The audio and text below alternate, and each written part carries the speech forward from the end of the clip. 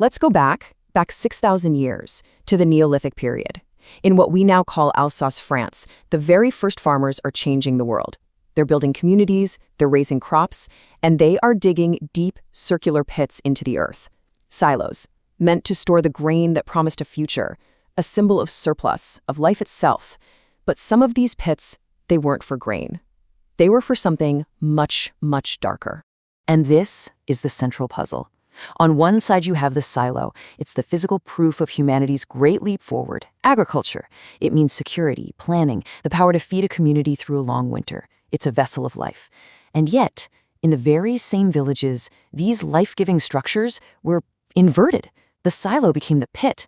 How could something designed for life become so intimately tied to a ritual of death?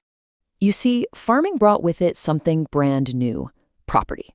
For millennia, hunter-gatherers had territories, sure, but now people had static, defensible things. This field is mine. This silo holds my family's food. And the moment you create mine, you also create not yours.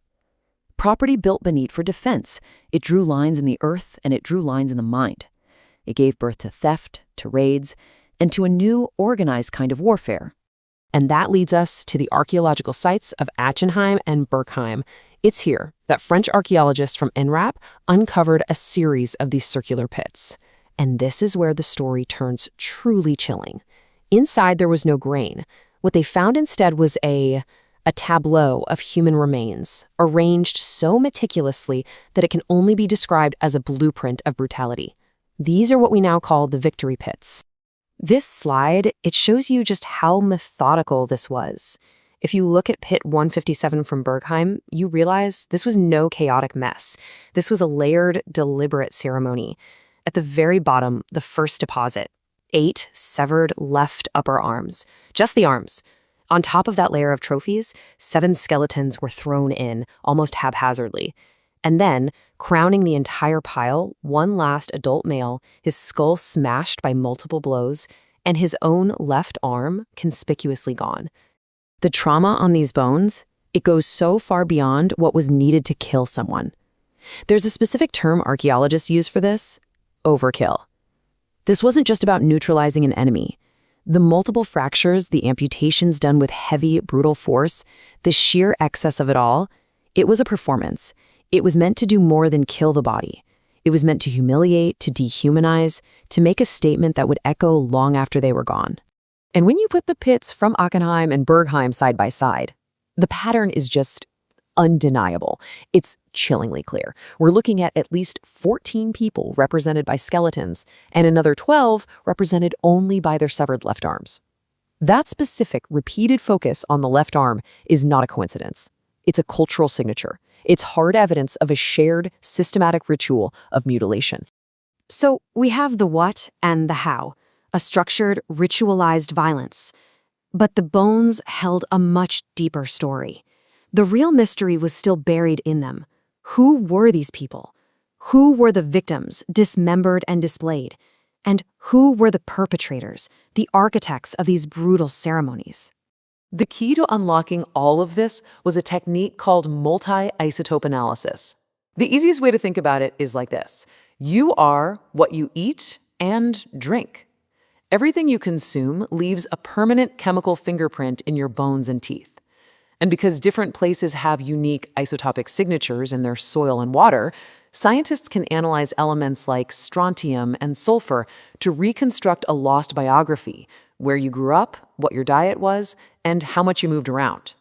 And the results? They were staggering. The data was crystal clear. The non-victims, other people from the area who got normal burials, they all had a consistent chemical signature. They were local. The full skeletons from the pits, though, a totally different story. Their chemical profiles were all over the place, and they didn't match the local area. They were outsiders. But the most chilling discovery of all came from the severed arms. Their chemical signatures matched the locals. The pits held 2 completely different groups, separated by chemistry. The complete bodies were foreign captives, but the severed arms, the trophies, they were taken from the perpetrator's own neighbors, local enemies, probably killed on a battlefield somewhere else and brought home. This wasn't a single event. This was the final act of a war. This discovery changes everything. We're no longer looking at a simple massacre or a surprise raid.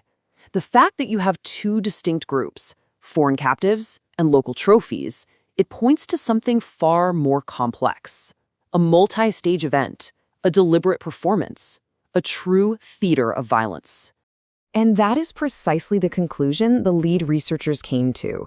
The official Inrap report on Achenheim literally describes the event as an orchestrated piece of political theater. The fact that Pit 124 was located right in a central community space just reinforces this. This wasn't something done in secret. This was a public spectacle designed for an audience. This was violence as communication. Now, to really grasp how different this was, you have to put it in context. Other Neolithic mass graves tell very different stories. You have the Talheim death pit in Germany, which looks like an entire community was killed from behind in a surprise raid. Then you have Herxheim, which seems to be a ritual center, where bodies were systematically processed, maybe even as part of a cannibalistic rite. But Achenheim and Bergheim are something else entirely. They represent a new chapter, the organized public celebration of a military victory. So let's put all the pieces together. We can now reconstruct the likely scenario. First, a battle happens against local enemies. The victors come home, not just with stories, but with physical trophies, the severed arms of their defeated foes. Sometime later, they take foreign captives, people taken alive in other conflicts, and they execute them in a public ceremony, a ritual of triumph. And then, the trophies and the captives are deposited together in the silo pit as a final, brutal act of dominance. But why? Why did this new, theatrical form of violence emerge at this specific time and place?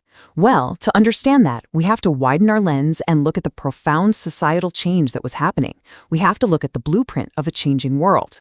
The shift wasn't just about food. It completely rewired human society. It created static wealth. It tethered people to the land. And that led to the rise of fortified settlements, like the one at Achenheim, which was surrounded by a massive V-shaped ditch. You see, when you have something to protect, the person on the other side of the wall is no longer just a stranger. They are a potential threat. The concept of the other is born from the need to defend what is ours.